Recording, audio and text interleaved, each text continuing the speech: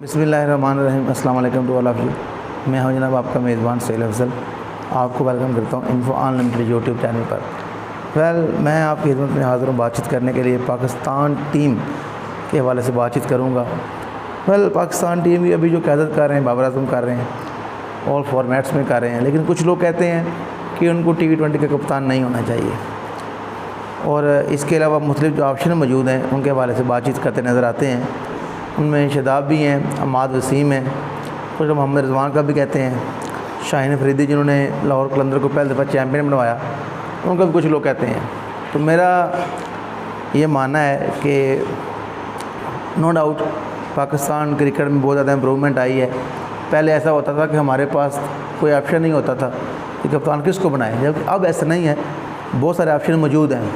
No doubt Shaheen ने अच्छी क़यादत की है, शादाब ने भी अच्छी क़यादत की है। इसके अलावा अहमद वसीम जो हैं शुरू से क़यादत करते आ रहे हैं, कराची में टीम क़यादत कर रहे हैं, डोमेस्टिक में क़यादत करते रहे हैं। पाकिस्तान जो अंडर-19 टीम है उसकी उन्होंने क़यादत की है।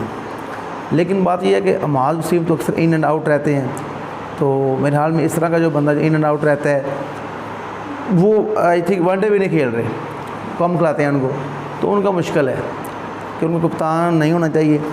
शाहीन अफरीदी की अगर बात की जाए तो वो टू अर्ली है। नो डाउट उन्होंने अच्छी क़यादत की है, चैम्पियन बनवाया है, लेकिन परफॉर्मेंस उनकी बहुत अच्छी जा रही है एज ए बाउलर। अगर वो क़यादत करते हैं तो मैं समझता हूँ काफ़ी मसाइल हो सकते हैं उनके लिए और टीम के लिए भी हो सकते हैं। On the other hand Shadab भी जो हैं वो लेग ब्रेक बॉलर हैं, उनकी फिटनेस इतनी अच्छी नहीं है, अक्सर उनके फिटनेस के हवाले से कोई ना कोई इशू रहता है। तो इस तनाज़ुर में अगर देखा जाए तो जो बेस्ट ऑप्शन जो अवेलेबल है वो बाबर आज़म ही है।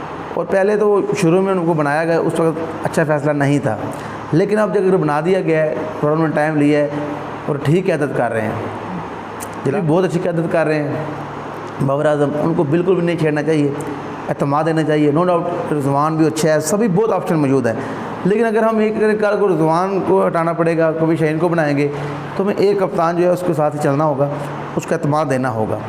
और बाबर आज़म बतौर कप्तान जो है वो क़यादत अब ठीक कर रहे हैं, काफ़ी कुछ उन्होंने तेज़ी के साथ लर्न किया है।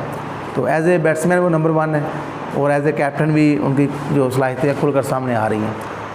तो बहरहाल मज़ीद मैं यही बात करना चाहता हूँ इसके अलावा, ठीक है, कि वाइस कैप्टन जो है, वाइस कैप्टन के हवाले से मैं ये समझता हूँ, कुछ लोग कह रहे हैं कि रिजवान को होना चाहिए, शादाब को नहीं होना चाहिए।